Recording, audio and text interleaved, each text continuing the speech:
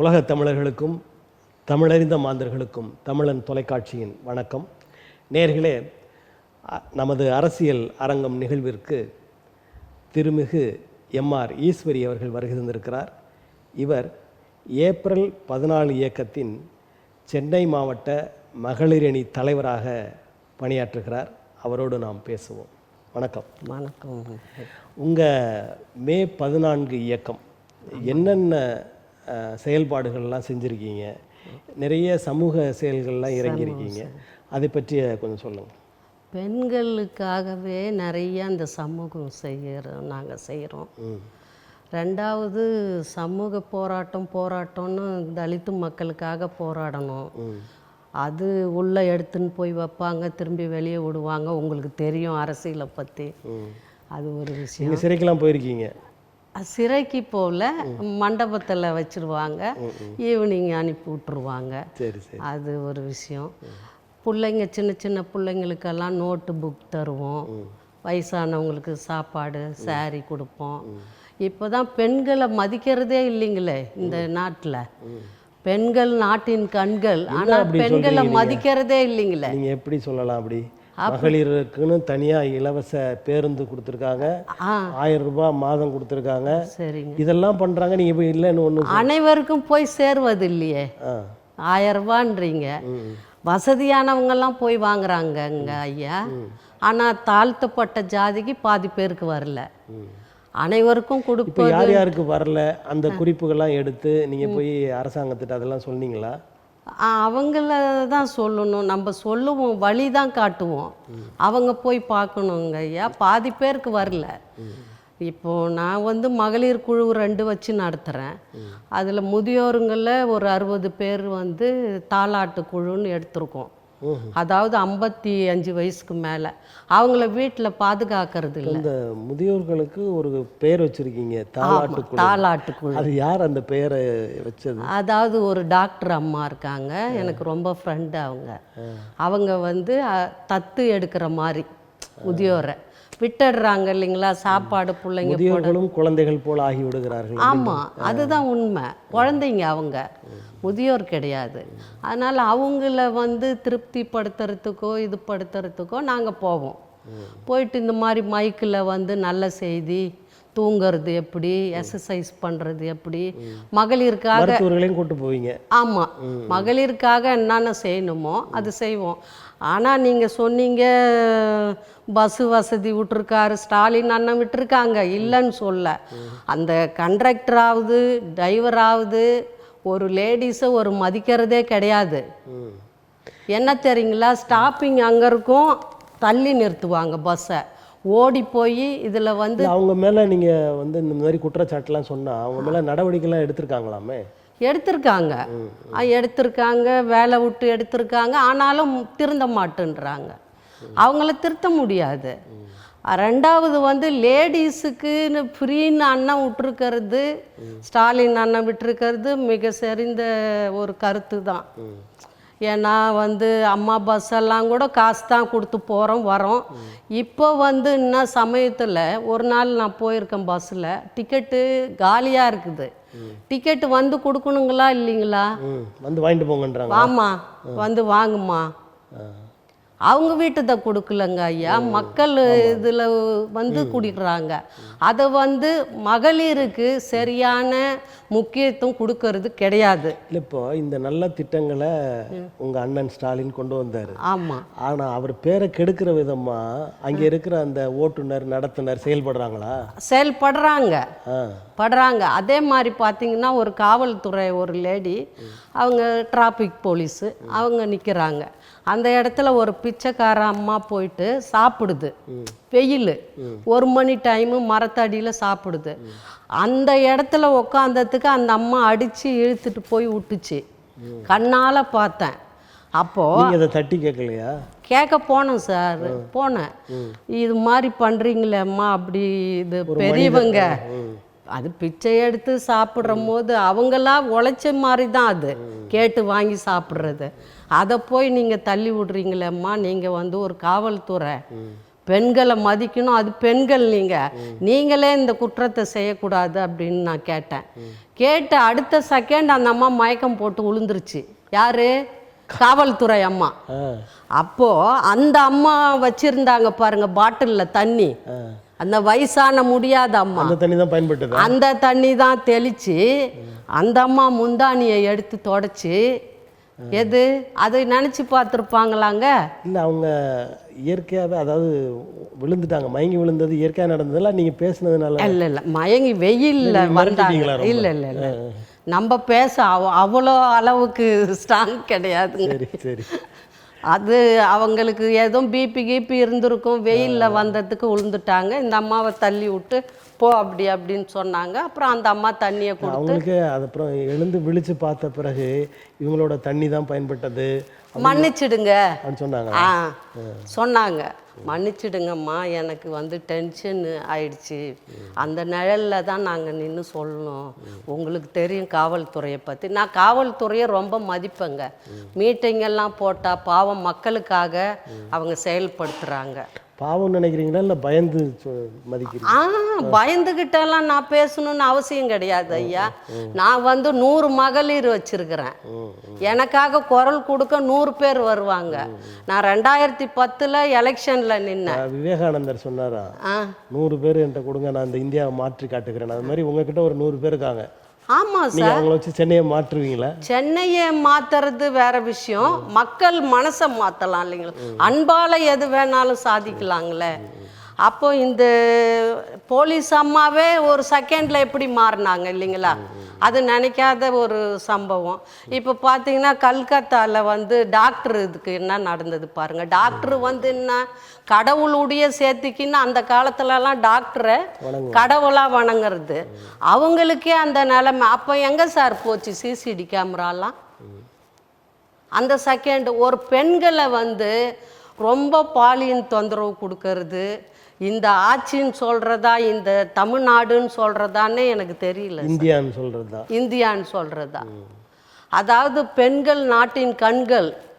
அம்மா இருக்கிற வரைக்கும் இவ்வளோ குற்றச்சாட்டு நடக்கலை. நான் கட்சியை இழிவாக பேச விரும்பலை. அண்ணன் 2000 எனக்கு மகளிர் சிறந்த தலைவின்ட்டு அவார்டு கொடுத்தவர் ஸ்டாலின் அண்ணன். ஏதோ ஒரு பெரிய அன்பு உங்களுக்கு அவர்கிட்ட இருக்குன்னாக்க எல்லாருமே வீட்டையே கவனிக்க முடியாத இந்த காலகட்டத்தில் மாநிலத்தையே கவனிக்கிறாங்க. அது கொஞ்சம் பாராட்டக்கூடிய ஒரு கருத்து தான். என்ன நினைக்கிறீங்க நீங்க? உண்மைதான். இப்போ பட்ஜெட்ல கூட பெண்கள் சொத்து வாங்கினா 1 விழுக்காடு அந்த கட்டணத்துல இருந்து குறைக்கிறாரு. அப்படிலாம் ஒரு திட்டத்தை கொண்டு வந்திருக்காரு. அவர் திட்டங்கள் போட்டுட்டு இருக்காரு. அது சரியான முறையில் சேர போகிறது. அதுக்கு அதிகாரிகள் சரியா செயல்படலன்றீங்க. இப்போ ஸ்ட்ரைட்டா நம்ம போய் பார்க்கறதுக்கும் சார் சுற்றி வளைச்சி போறதுக்கும் வித்தியாசம் இருக்குது இல்லைங்களா? அவங்க கொடுக்கணும் இல்லைங்களா கொடுக்கறத. இப்போ உங்க ஏப்ரல் 14 அமைப்பு மூலமா என்னென்ன நற்காரியங்கள்லாம் செஞ்சுருக்கீங்க?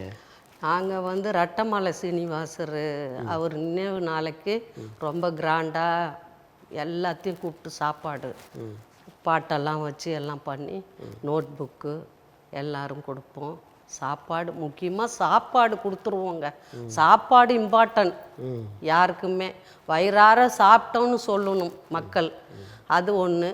ரெண்டாவது அங்கே போய் மாலை போடுவோம். கோழி கூட ஏதோ அவர் பிறந்த ஊர், அங்கே போவோம்.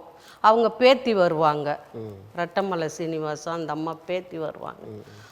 எல்லாம் ஒன்றா செயல்படுத்திட்டு அவங்க வீட்டுக்கு போயிடுவோம். நான் 2010 அம்மா கிட்ட சீட்டு கேட்டேன். சீட்டு கொடுக்கல, சுயேட்சா நின்றுட்டேன் வெள்ளிவாக்கம் தொகுதியில்.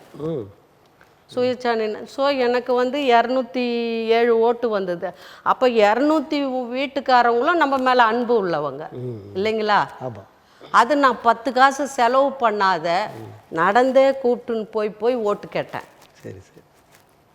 அது பெண்கள் உங்களுடைய வீடு வில்லிவாக்கத்தில் தான் இருக்கா? இங்கே விஆர் மால் கிட்ட இருக்குது. சரி. அண்ணா நகர் வெள்ளிவாக்கம் தொகுதி. அதில் கூட பாருங்க, நான் ஈஸ்வரி அந்த ஓட்டு போடுற அன்னைக்கு இன்னொரு ஈஸ்வரி ஆட் பண்ணி ஒட்டிட்டாங்க எதிர்பார்ட்டி. அப்போது நம்ம ஆளுங்க போடுறவங்களுக்கு கன்ஃபியூஸ் ஆகிடுச்சு. எனக்கு உலக உருண்டை குளோப் சின்னம் கொடுத்துருந்தாங்க. அப்போ அவங்களுக்கு படிக்க தெரியாத, இப்போ நானே படிக்க தெரியாது, 2ஆம் கிளாஸ் தான் நான் படிச்சிருக்கேன். ஐடியில் வேலை பார்த்தேன், மெட்ரோவில். அதனால் ஷிஃப்ட்டு மாறி மாறி வரும், அது போச்சு. 3 பசங்க இருக்காங்க, கல்யாணம் பண்ண. சோசியல் சர்வீஸு ரொம்ப பண்ணுவேன். இந்த ஒரு கால் இல்லாத பொண்ணுக்கு 75,000 விழிவாக்கத்தில் அளவு எடுத்து செய்வாங்க, ஷூ மாதிரி. அது வாங்கி கொடுத்தேன்.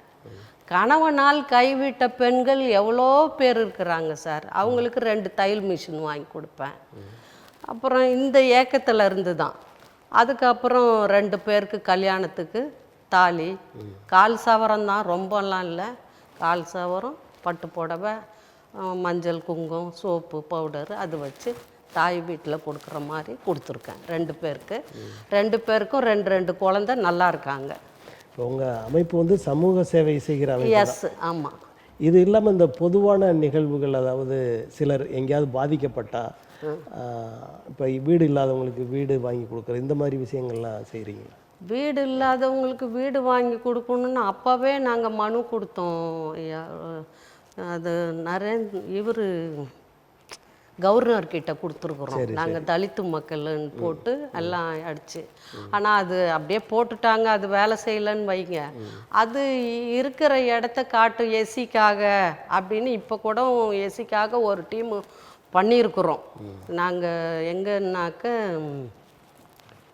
திருத்தணி பக்கம் இப்போ காமிச்சிருக்கிறாங்க. அந்த விவோ இவங்க எல்லாமே காமிச்சிருக்காங்க. அதில் நான் ஒரு நம்பர் மாதிரி அவங்களுக்கெல்லாம் 2 இது ஸ்கொயர் ஃபீட் இல்லை, அது என்ன சொல்லுவாங்க, சென்ட்டா, 450 ஸ்கொயர் ஃபீட்டு, சரி சரி, 2 சென்ட்டு, அது மாதிரி ஒருத்தரும் கொடுத்துருக்காங்க. ஒரு 50 பேருக்கு கொடுத்து வச்சுருக்காங்க. அது வாங்கி கொடுக்கணும். நம்ம தலித்துப்பட்டு மக்கள்னு இல்லை சார், இந்த ஏழ்மையாக இருக்கிற அனைத்து மக்களுக்கும். இவங்களுக்கு தான்ன்றது கிடையாது. ரொம்ப ஏழ்மையாக இருக்கிறவங்களும் இருக்கிறாங்க, இதில் இருக்கிறவங்களும் இருக்கிறாங்க. அதனால் அவங்களுக்கு மட்டும்தான் இல்லை, நான் கூட இல்லாதவ தான். அதனால் நானும் அதில் இருக்கிறேன். நம்ப முடியலையே. நானும் இல்லாதவ தான். இப்போ உங்கள் தலைவர் இருக்க சசிகுமார் இருக்காங்க, அவர் என்னென்ன வேலைகள், அதாவது மக்களுக்கான சேவைகள் என்னென்ன செய்கிறாரு? அவர் இந்த இது வாங்கி கொடுப்பாரு, பட்டா, அடங்கல், இந்த சிட்டா கிட்டான்னு வாங்க, அவருடைய இது அது ஈசி போட்டு கொடுப்பாரு. யாருதுன்னா இடம் விற்கணும்னா. இப்போ உங்கள் இயக்கம் தமிழ்நாடு இல்லாமல் புதுச்சேரியிலையும் இருக்குது? ஆமாம், உலகம் எங்கேயும் ஃபுல்லாக இருக்குது. அங்கங்கே நிர்வாகிங்க இருக்கிறாங்க. இப்போது போராட்டம்னு வச்சுக்கோங்களேன், வந்துடுவாங்க எல்லாரும். அங்கே பண்ணுறவங்க அங்கே பண்ணுவாங்க, இங்கே பண்ணுறவங்க பண்ணுவாங்க. இப்போ 2026 தேர்தல் வரப்போகுது. நீங்கள் ஒரு சமூக அமைப்பாக செயல்படுறீங்க, மக்களுக்கு உதவணும் அப்படின்னு செயல்படுகிறீங்க. ஏற்கனவே நீங்கள் தேர்தலில் நின்றுருக்கீங்க. இப்போ 2026 உங்கள் அமைப்பு சார்பில் நீங்கள் ஒரு சட்டமன்ற தொகுதியில் நிற்பதற்கான எண்ணம் இருக்கா? இருக்குங்க. அதுக்கு உங்களுடைய தலைமை அதுக்கு ஒத்துக்குச்சா? தலைமை ஒத்துக்குதுன்னு சொல்லலை, அவர் ஒத்துக்குன்னு முதல்ல இருந்தே அவர் சொல்லிக்கிட்டு இருக்காரு. நான் அதுக்கு சரி சொல்லணும் இல்லைங்களா? கண்டிப்பாக அப்படி ஒரு வாய்ப்பு வந்தால் நிற்பேன் நான். இப்போ கட்சி தேர்தல் காலத்தை காண்பதற்கான கட்சியாக உருவாகி இருக்குன்னு நினைக்கிறேன். இப்போ நீங்கள் எந்த பெரிய கட்சியோடு கூட்டணி வைத்து இந்த தேர்தலை எதிர்கொள்ள போகிறீங்க? இப்போது நாங்கள் கருத்து கணிப்பு ஆலோசனை மீட்டிங்கி ஒன்று வச்சுருக்கோம். ஆலோசனை மீட்டிங் மணிமண்டபத்தில் வச்சுருக்கோம். உங்கள் மக்கள் நிர்வாகிகள்கிட்டலாம் என்னென்னு கேட்டு, நிர்வாகிகளை கேட்டுட்டு இன்னும் முடிவு பண்ணல? நீங்கள் இன்னும் முடிவு பண்ணல, வச்சுருக்கோம், இன்னும் ஆரம்பிக்கும். சரி, அதை அப்புறம் முடிவு பண்ணுங்க. இப்போ உங்கள் அளவில் நீங்கள் இந்த கட்சியோட கூட்டணி வச்சா நல்லாயிருக்கும், நான் தலைவர்கிட்ட அதை சொல்லலாம்னு நினைக்கிறேன் அப்படின்னு எதை சொல்லுங்க? கண்டிப்பாக. நான் இப்போ போன மாதத்தில் அஞ்சலி அம்மாள் விருது கொடுத்தாங்க எனக்கு.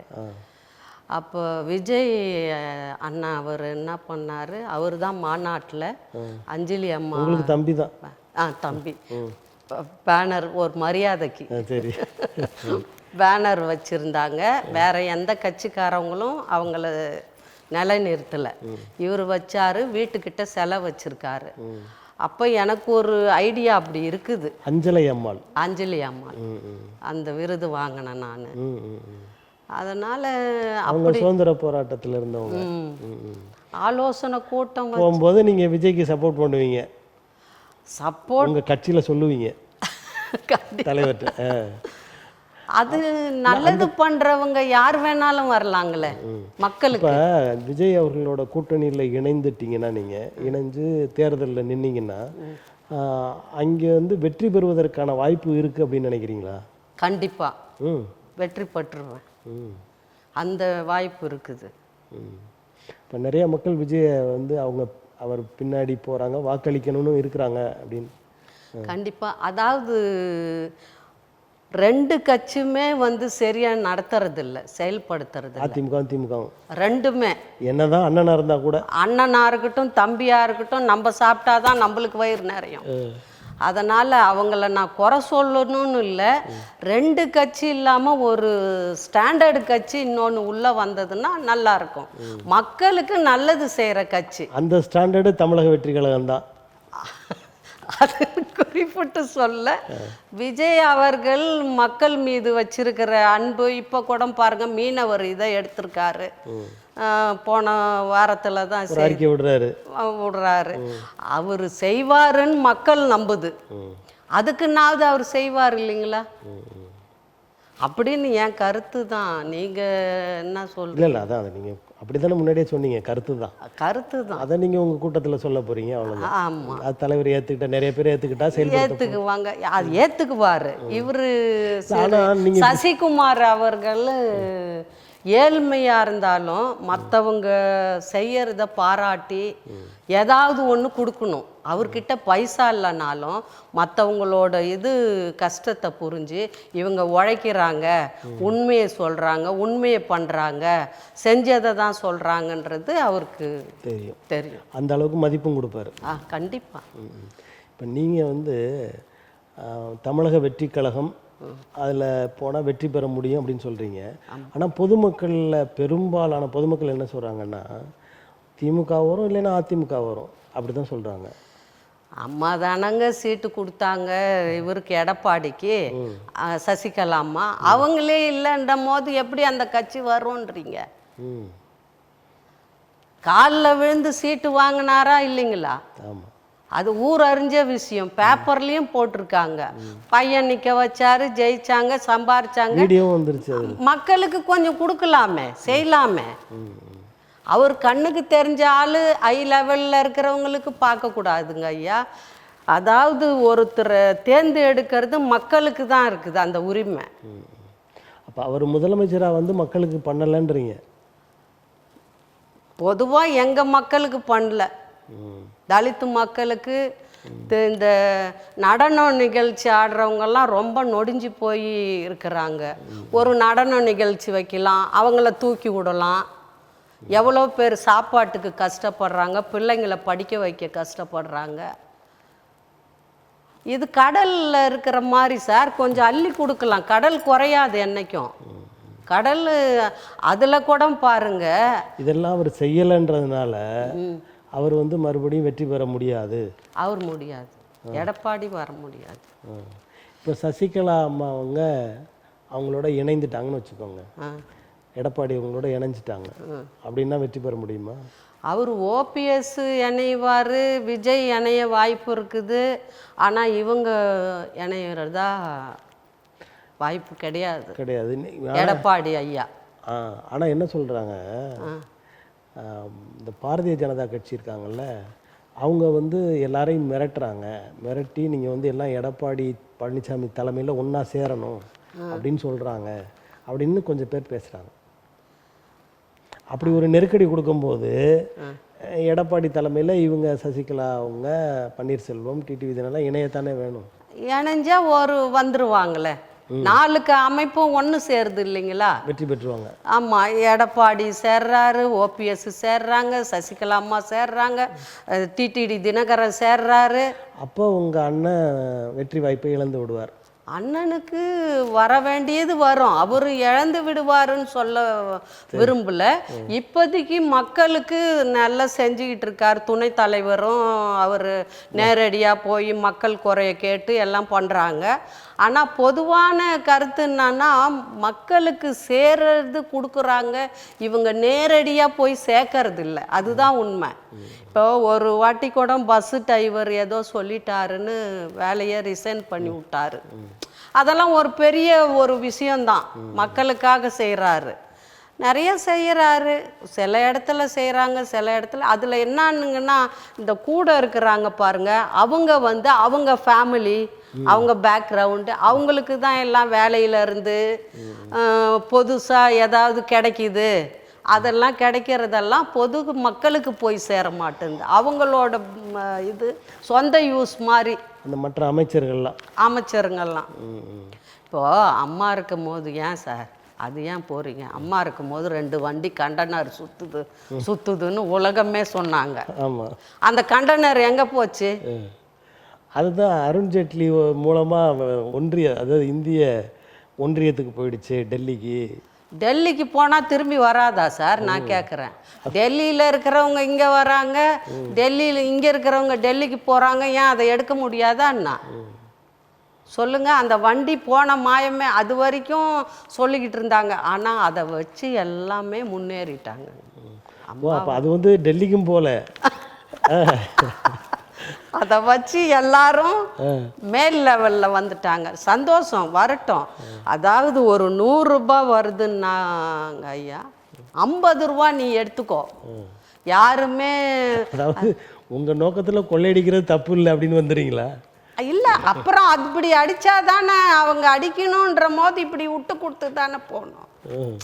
இப்போது எது என்னது உலக்கையில் வெல்லமும் எள்ளும் போட்டு இடிக்கிறோம், அந்த எல்லாமே இடித்தவங்க எடுத்துன்னு போயிடுறாங்க.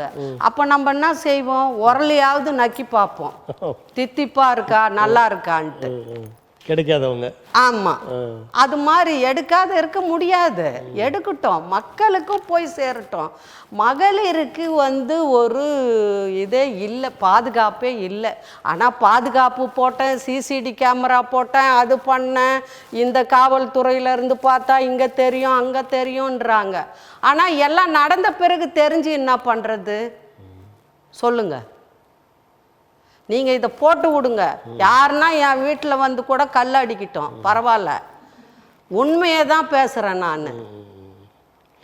அந்த காவல்துறை அதை சரியாக பண்ணணும். அது நடந்த நிகழ்வு நடக்கிறதுக்கு முன்னாடி அவங்களுக்கு பாதுகாப்பு கொடுக்கணும். போய் சேர மக்கள் எவ்வளோ பேர் சாப்பாட்டுக்கு வழி இல்லாத இருக்காங்க ஐயா, அவங்களுக்கு உதவி பண்ணுங்க. இருக்கிறவங்களுக்கு வேண்டாம். இப்போ இந்த அம்மா உணவகம்னு அதில் இருக்குதுங்க ஐயா. அதில் கூட என்ன பண்ணுறாங்க, வசதியானவங்க டிஃபன் எடுத்துன்னு போய் சப்பாத்தி அப்படியே வாங்கின்னு போயிடுறாங்க. அப்போ இல்லாத ஜனங்க 5 ரூபா 10 ரூபாய்க்கு சாப்பிட்லான்னு போனால் அதை அப்படியே மொத்தமாக கொடுத்துட்டா வீட்டில் போய் குருமா வச்சுக்கிறாங்க, டால் வச்சுக்கிறாங்க. இப்போ இல்லாதவங்களுக்கு தான் வச்சாங்க அம்மா, இருக்கிறவங்களுக்கு கிடையாது. அதெல்லாம் கொஞ்சம் கவனிக்கணும். அது இல்லாமல் மக்கள் வந்து எவ்வளோ கணவனால் கைவிட்ட பெண்கள், கணவன் இறந்து போன பெண்கள், எந்த வருமானமும் இல்லாத, பிள்ளைங்களும் பார்க்காத. ஆனால் ஒன்று மட்டும், இப்போ நீங்கள் கூட முன்னோர் பேசினவர்கிட்ட கேட்டீங்க, இந்தி ஏன் வேண்டான்னு. இந்திக்காரவங்க முன்னாடியெல்லாம் இந்திக்காரவங்க தனியாக வந்து இந்த மேம்பாலம் கட்டினாங்க சார். இப்போ வந்து என்ன பண்ணுறாங்க, ஃபேமிலியோட வந்து நீ தமிழ்காரவங்க 100 ரூபாய் கேட்டால் அவங்க 50 ரூபா கேட்குறாங்க. அப்போ நீங்கள் யார் வச்சு வேலை செய்வீங்க? 50 ரூபாக்காரனை தானே வேலை வாங்குவீங்க. அப்போ இந்திக்காரன் ஃபுல்லாக தமிழ்நாட்டில் வந்து சம உரிமையில் இருக்கான். இதே நம்ம போய் அங்கே இருக்க முடியுமா? அப்போ நீங்கள் இந்தியை வந்து வரவேற்கலை? இந்தி வரவேற்கிறேன். என் பொண்ணுக்கே தமிழ் படிக்க தெரியாது, சிபிஎஸ்சியில் படித்த பொண்ணு. இந்த இதே அண்ணா யூனிவர்சிட்டியில் ஒரு வீராவேசமான வீர தமிழச்சி. நீங்கள் உங்கள் பொண்ணுக்கு தமிழ் தெரியலன்னு சொல்கிறது நல்லா இருக்கா? நான் வந்து சிபிஎஸ்சியில் வேலை பார்த்தேன் சார். 10 வருஷம் பார்த்தேன். கேந்திரியா வித்யாலயில் அண்ணா நகரில் இருக்கிறதுல பார்த்தேன். அப்போது எனக்கு கவர்மெண்ட் ஜாப்புக்கு அந்த அளவு படிப்பு இல்லை. அப்போ 50,000 லஞ்சம் கேட்டாங்க 90ல். 50,000 எனக்கு கொடுக்க முடியல அந்த பிரின்ஸ்பாலுக்கு. அப்போ உடனே ஐயா எனக்கு 50,000 வேண்டாம், எனக்கு படிப்பு கம்மி, என் பொண்ணுக்கு படிப்புக்கிறதுக்கு வழி கொடுங்க, சீட்டு கொடுங்க. இதில் சீட்டு கிடைக்காதுங்கம்மா உங்களுக்கு, எல்லாம் ஃபாரஸ்ட்டு ஆளுங்க ஆஃபீஸர்ஸுங்களோட ஆளுங்களுக்கு தான் கிடைக்கும், நார்த் இந்தியன்காரவங்களுக்கு அப்படின்னாங்க. நான் சொன்னேன் எனக்கு என் பொண்ணுக்கு சீட்டு கொடுங்க, எனக்கு பர்மனெண்ட்டு வேணாம், நான் வீட்டு வேலை செஞ்சு கூட என் பிள்ளைங்கள காப்பாற்றிடுவேன், ஆனால் என் பொண்ணுக்கு சீட்டு வேணும்னு வாங்கினேன். +2 வரைக்கும் ஒரு நாள் கூட நான் கை கட்டி போய் நின்னதில்லை. பாப்பா நல்லா படித்தாங்க. வெரி வெரி குட் கேர்ள் என் பொண்ணு. படித்து முடிச்சுட்டு காலேஜ் சீட்டுக்காக போகும்போது தான் தமிழுடைய அருமை எனக்கு தெரிஞ்சது. இந்த அண்ணா யூனிவர்சிட்டியில் இன்னைக்கு இவ்வளோ நடந்திருக்குது சார். கேமரா இருக்குது, எது இருக்குது. ஆட்டோ போய் நிறுத்தினத்துக்கு அந்த செக்யூரிட்டி ஒடியாந்து இங்கே ஆட்டோ நிறுத்தக்கூடாதுன்னாரு காலேஜ் சீட்டு கேட்க போகும்போது. அப்போ இவ்வளோ நடக்குது. அப்போ எங்கே போயிருந்தாங்க இந்த செக்யூரிட்டி, இந்த ஆசிரியர் எல்லாம்? ஸ்கூலுக்கு விடுறதுக்கு பயமாக இருக்குது பசங்களை. போன வாரத்தில் பார்த்தீங்கன்னா ஒருத்தர் வந்து அப்பாவும் பொண்ணும், அந்த அம்மா சித்தாள் வேலை செய்யுது. அவங்க சித்தாள் வேலை செய்யும் போது இதுக்கு சனி ஞாயிறு லீவ் வரும். +2 படிக்கிற பொண்ணு. அப்போ அம்மா நானும் வரேன் உங்கள் கூடன்னு. நீ படித்து நல்லா வேலையில் வரணுமா, நான் தான் கஷ்டப்படுறேன் கல் மண் சுமந்துன்னு விட்டுட்டு போகிறாங்க. 69 வயசான அவங்க அப்பா அந்த பொண்ணை தப்பு பண்ணியிருக்காரு. அப்போ இது வீட்டில் வந்து அம்மா கிட்ட அழுது தொட்ட உடனே இங்கெல்லாம் தொடாதம்மான்னு ஒரே காயம். அப்போ பிடிச்சி கொடுக்குறாங்க. இப்போ இதுக்கு ஏதாவது ஒரு முடிவுன்னு இருந்தால் தான் பயம் வரும் நாட்டில். கர்ப்பிணி பெண்ணை ட்ரெயின்ல இருந்து தள்ளி விட்டு சாவடிச்சு. அண்ணா பல்கலைக்கழகத்தில் நடந்ததுக்கு அப்புறம் சட்டங்கள்லாம் கொஞ்சம் ஸ்ட்ராங் ஆகுது, கடுமையாகுது. ஏன் அங்கே நடந்த பிறகு, ஏன்னா நம்ம இவர் இருக்கார் பாருங்க, ஒரு அண்ணங்கூடியே இருப்பார், சரி சொல்லுங்க, பா சுப்பிரமணியம். அவரு கூட ரொம்ப லிங்காக இருக்க வந்ததுனால இப்போ ஸ்ட்ரிக்டாக ஆகிப்போச்சு. அவருடைய ஃபோட்டோவாக காட்டும் போது அப்போ என்ன நினைப்பாங்க, இந்த கட்சியோட பேரும் கெடும், இது நடந்ததும் ஒரு இது. இவ்வளோ பேர் இருக்கும் போது இப்படி ஒருத்தர் 3 கல்யாணம் பண்ணவன் உள்ளே போய் இப்படி பண்ணியிருக்கிறான்றது அது பார்க்கக்கூடிய ஒரு. இப்போ இந்த ஊடகங்கள்லாம் அதாவது வாட்ஸ்அப்பு, யூடியூப் இந்த மாதிரிலாம் வந்ததுனால இந்த மாதிரி நிகழ்வுகள் உடனுக்குடன் தெரியுது, இது அதிகமாக தெரிகிறது மாதிரி இருக்குது. எல்லா ஆட்சி காலத்துலையும் இது நடந்தது, ஆனால் இப்போ இருக்கிற சூழல் வந்து அதை அதிகப்படுத்தி காமிக்குதுன்னு சொல்கிறாங்களே. ஆமாம், அது உண்மை தானே? ஆமாம், செல்லு படம் எல்லாமே எடுத்து காட்டிடுறாங்க. முன்னாடி வந்து அவ்வளோ இல்லை. இப்போ வந்து மக்களுக்கு கை இருக்குதோ இல்லையோ செல்லு இருக்குது, செல்ஃபோன் இருக்குது. பிறந்த குழந்தைக்கு கூட அந்த செல்ஃபோனை வச்சு தான் பால் பாட்டிலில் பால் கொடுக்குறாங்க, தாலாட்டு பாடுறாங்க. அப்போ அப்படி இல்லை. மக்கள் அம்மியில், பெண்கள் எந்த அளவு அம்மியில் அரைச்சி, ஆட்டுக்கல்லில் அரைச்சி, மண்பானையில் சோறாக்கி அடுப்பு பற்ற வச்சு செஞ்சாங்களோ வியாதியே இல்லாமல் இருந்தாங்க. இப்போ எந்த அளவு கிரைண்டரு, மிக்சி எல்லாமே அனைத்தும் இதில் வந்ததுனால உடம்பு ஃபுல்லாக வியாதி. பெண்களுக்கும் சரி ஆண்களுக்கும் சரி. ஆனால் எப்பயுமே ஒரு பெண்கள் வந்து ஆலமரம் மாதிரி சார். வீட்டில் இருக்கிற சாப்பாடு போடுறது கூட பெண்ணுக்கு தான் தெரியும். நீங்கள் போவீங்க ஆஃபீஸ்லேருந்து, வீட்டில் என்ன சமைச்சாங்கன்னு தெரியாது. உங்களுக்கு டேபிளில் எடுத்தாந்து பிள்ளைக்கு, பொண்ணுக்கு, உங்களுக்கு எல்லாருக்கும் போட்டுட்டு இருக்குதோ இல்லையோ சாப்பிட்டுட்டு படுக்கிறவங்க தான் தாய் சார். இந்த மாதிரி அவங்கள வந்து ஒரு அடிமைத்தனமாக உள்ளே இருக்கணும் அப்படின்னு நினைக்கிறீங்களா? அடிமைத்தனமாக இருக்கக்கூடாது சார், வெளியே வரணும். எவ்வளோ பெண்கள் வந்து அடி வாங்கி வாங்கி வீட்லேயே சோறு தண்ணி இல்லாத கர்ப்பிணி பெண்ணுங்கள்லாம் குழந்த பிறக்கிறதுக்கு சூப்பி போன மாதிரியெல்லாம் பிறந்து என் கண்ணால் நான் பார்த்து புத்தி சொல்லுவேன் சார். நான் மகளிருக்கு நிறையா சேவை பண்ணுவேன்.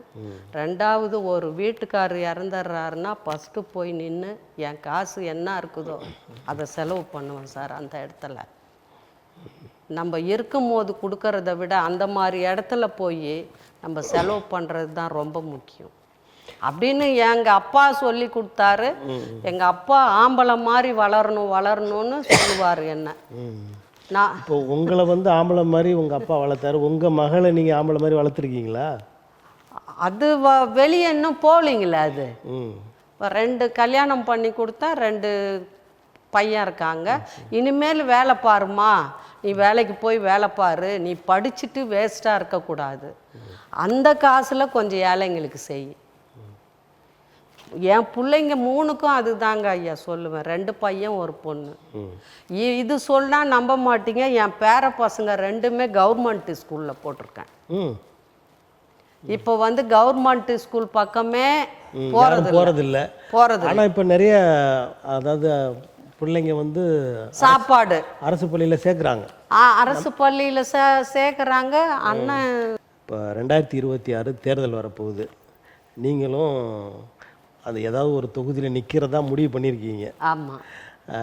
இந்த நிலைமையில் வருகிற அரசு எப்படி இருக்கணும் அப்படின்னு நினைக்கிறீங்க? நல்லபடியாக வந்து மக்கள் தேர்ந்தெடுக்கிறவங்களுக்கு மக்களுக்கு பணி செய்கிறவங்களா வந்தால் நாடு நல்லாயிருக்கும், அவங்கவுங்க வீடு நல்லாயிருக்கும். இந்த குடி பாட்டிலு டாஸ்மார்க்கை மூடணும் சார். எவ்வளோ பெண்களோட வாழ்க்கை நாசமாகுது. சின்ன சின்ன பசங்கள்லாம் கஞ்சா தண்ணி படிக்க போகுதுன்னா, ஒரு நாள் பாரிஸ்லேருந்து வரங்க பஸ்ஸில் எல்லாம் கத்தி கட்டை பச்சைப்பாசி ஸ்கூலில் படிக்கிற பசங்க காலேஜில் என்னன்னா பஸ்ஸு டேவான், பஸ்ஸை உடைக்கிறானுங்க, மேலே ஏறி கல் விடுறானுங்க, பஸ்ஸில் இருக்கிறவங்கெல்லாம் ஓன்னு கத்துறாங்க. அப்போ அதெல்லாம் கொஞ்சம் மாறணும், நல்லவங்க வந்தால் தான். அப்போது இந்த டாஸ்மாக் மதுவிலக்கு கொண்டு வருவோம் அப்படின்னு சொல்கிறவங்களுக்கு நீங்கள் வாக்களிப்பீங்க, இல்லை அவங்களோட கூட்டணி அமைப்பீங்களா? மதுவிலக்கு வேணான்றவங்களுக்கு தான் கூட்டணி அமைப்பேன். அதான் மது வேண்டான்றவங்க. ஆமாம், அவங்களுக்கு தான் அமைப்பேன். இவங்க சொன்னாங்கனாலும் இப்போ ஆலோசனை கூட்டத்தில் நான் ஏன் ஒரு கருத்து வச்சுருப்பேன், அவங்க ஒரு கருத்து வச்சுருப்பாங்க. ஆனால் நீங்கள் வந்து மது வேணான்ற கருத்தில் நிலையாக நிற்பீங்க. ஆமாம். மக்கள் வந்து பெண்கள் வந்து ரொம்ப பாதிக்கிறாங்க சார்.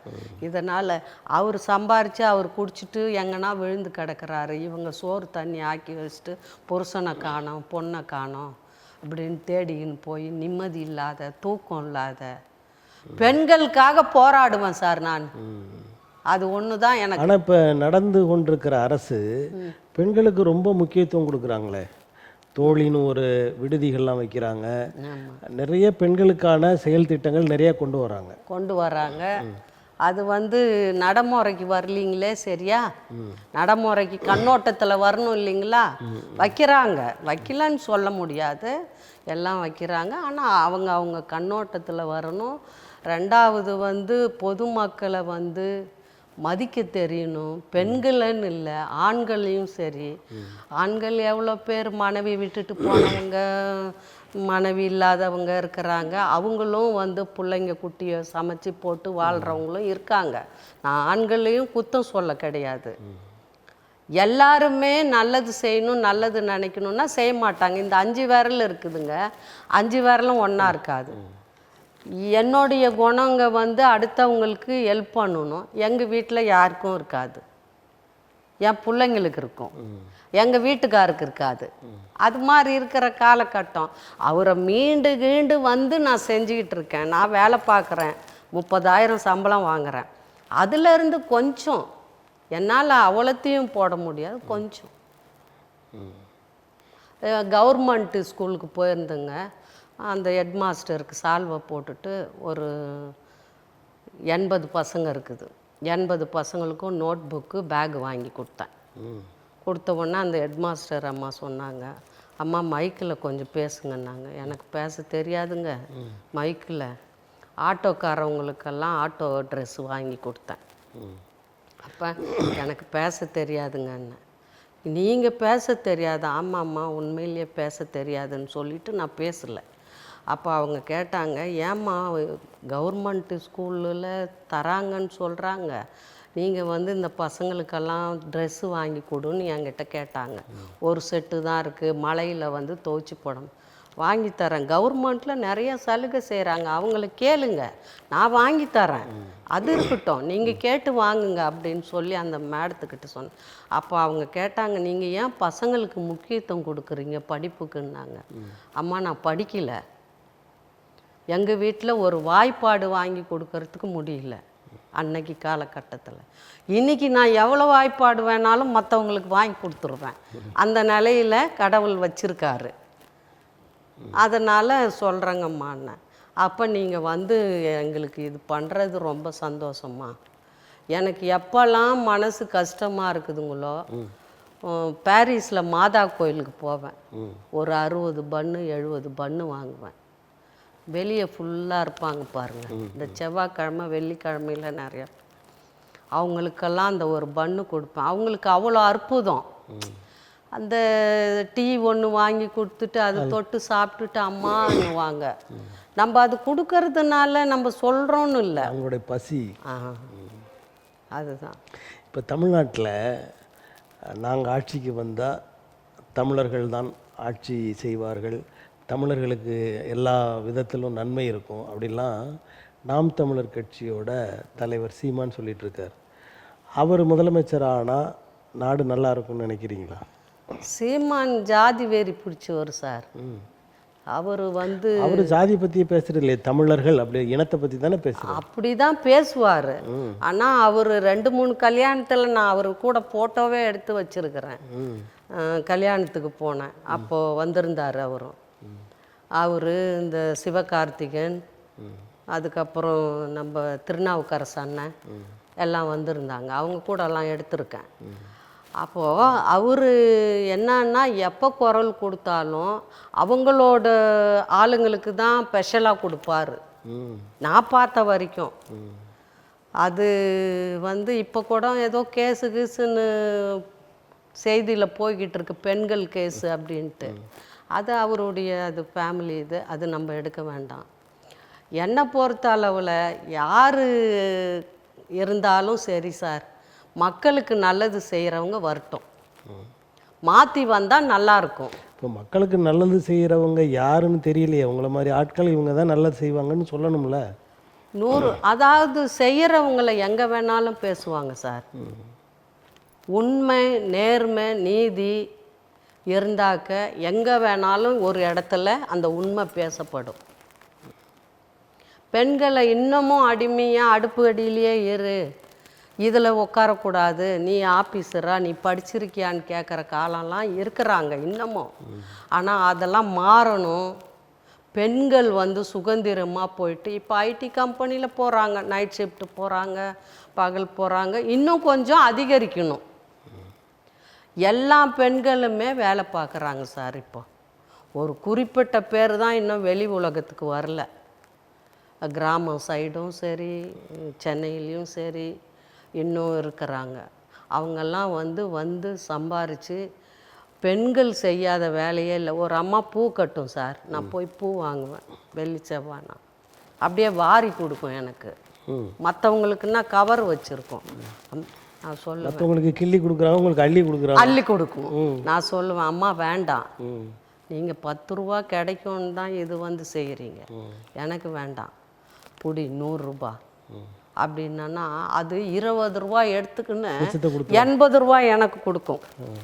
இன்னைக்கு ஏன் அந்த நல்லவங்களை பற்றி நம்ம இங்கே பேசுகிறோம்?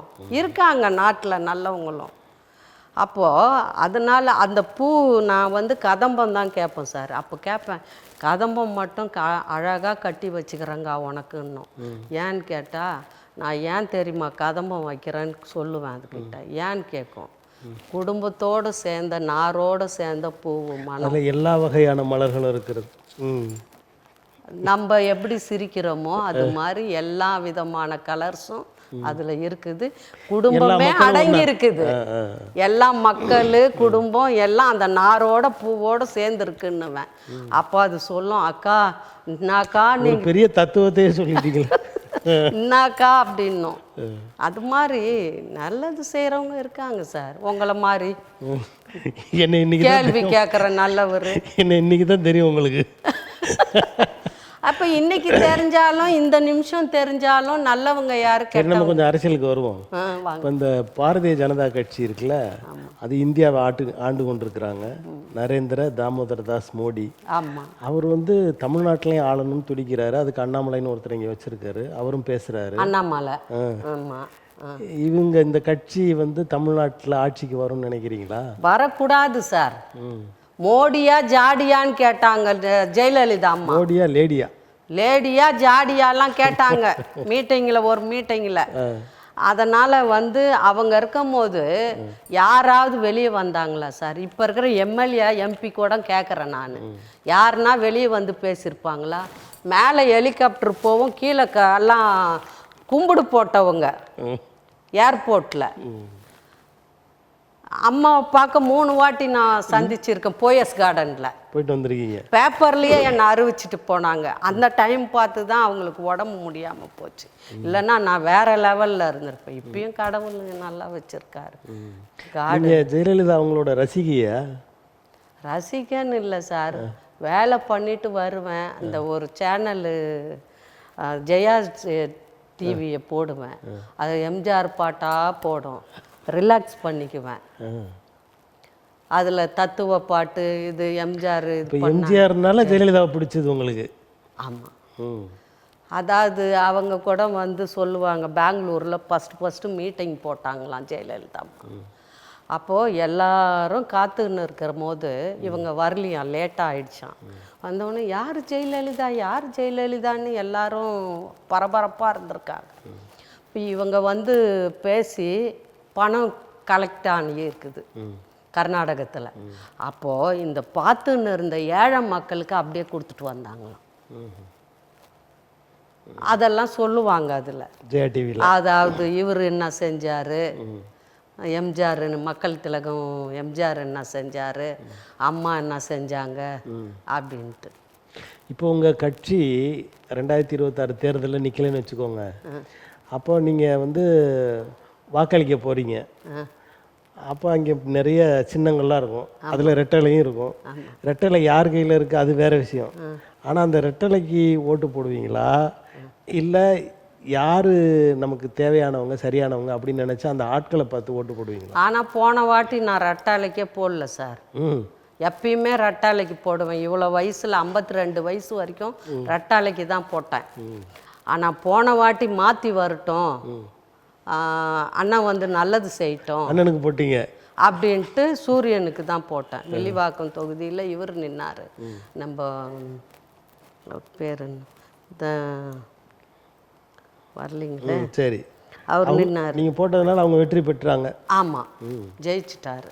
எங்கள் எல்லாருமே என் ஃப்ரெண்ட்ஸுக்கிட்டேயும் சொன்னேன், மாற்றி போடுங்கடி, இந்த வாட்டி மாறட்டும், நல்லது பண்ணுறாங்களான்னு பார்க்கலாம். இப்போ மறுபடியும் இந்த வாய் அதை சொல்ல போதா வேற அது பண்ணலையே, பண்ணியிருந்தா அதுலேயே நிற்போம், பண்ணலன்னும் போது மாற்றி தான் ஆகணும். இப்போ பசிக்கு நம்ம சாப்பிட்டா தானே சார். இப்போ எனக்கு இருக்குது, நான் சாப்பிட்டுக்கிறேன் இருக்கிறேன். அப்போ இல்லாதவங்களுக்கு ஒரு மகளிர் தினம் மே 8 போயிருந்தேன் சார். March 8 sorry. அப்போது சர்ச்சில் வச்சார், உங்களை மாதிரி தான் இருந்தார் அந்த ஃபாதர்.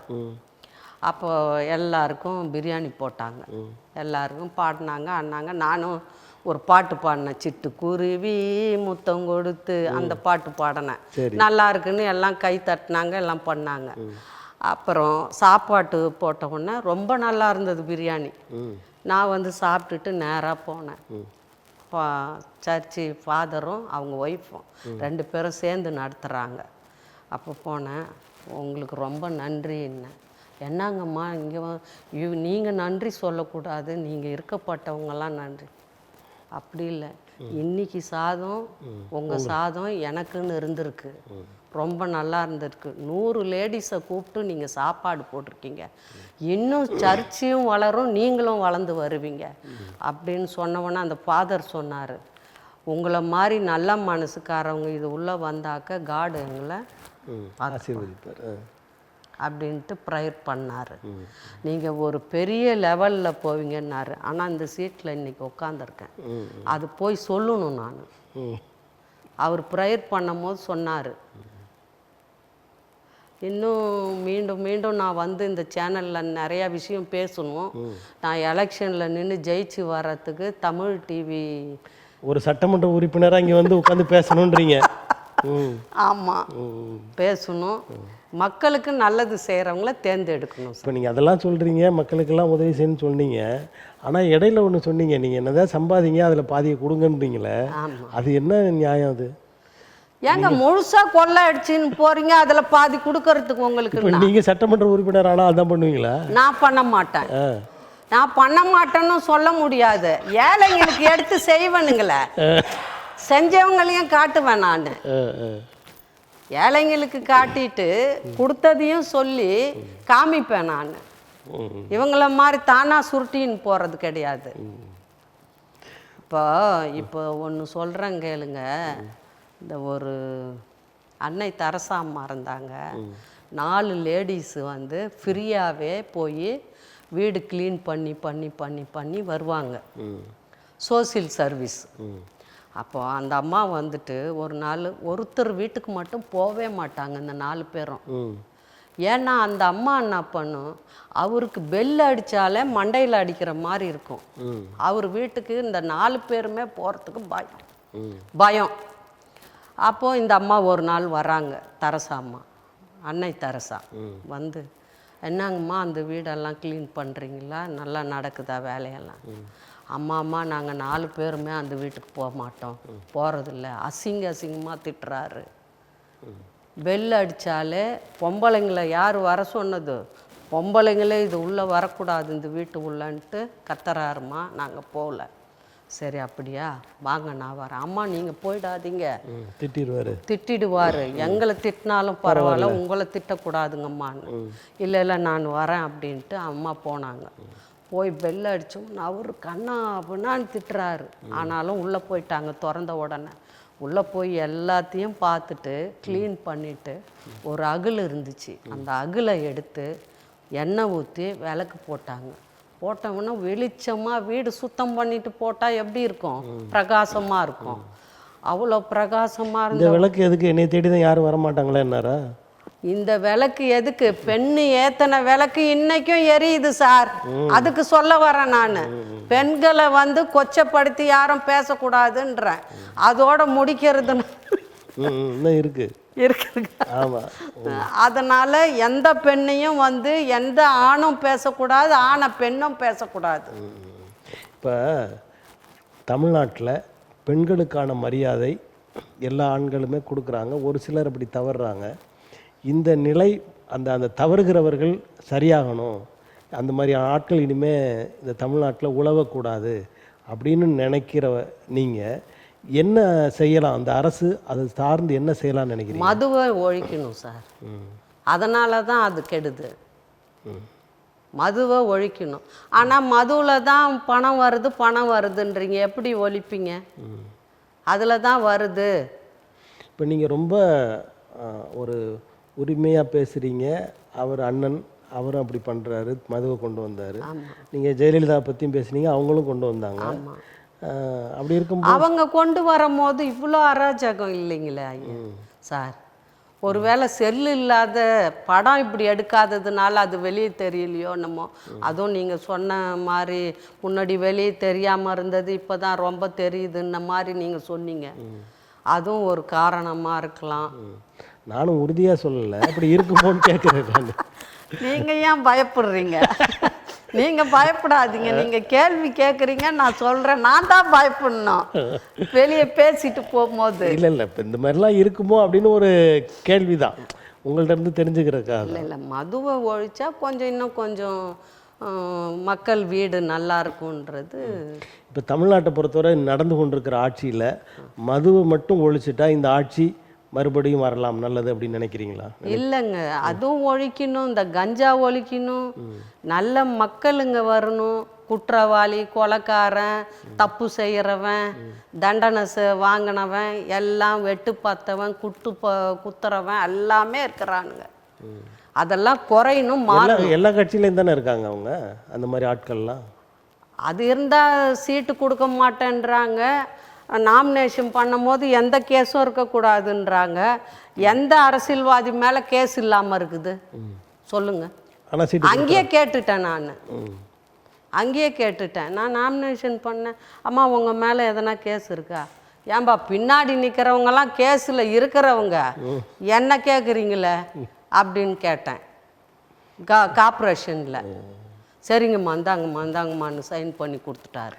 மகிழ்ச்சி, உங்களோட பேசுனதில் மகிழ்ச்சி. ஏன்னா சாதாரண ஒரு குடிமகளாக உங்களுக்கு ஏற்பட்ட இந்த அனுபவங்கள் எல்லாவற்றையும் தமிழன் தொலைக்காட்சி வாயிலாக மக்களுக்கு தந்தமைக்கு எங்களது நன்றியை தெரிவிக்கிறேன். நன்றி ஐயா.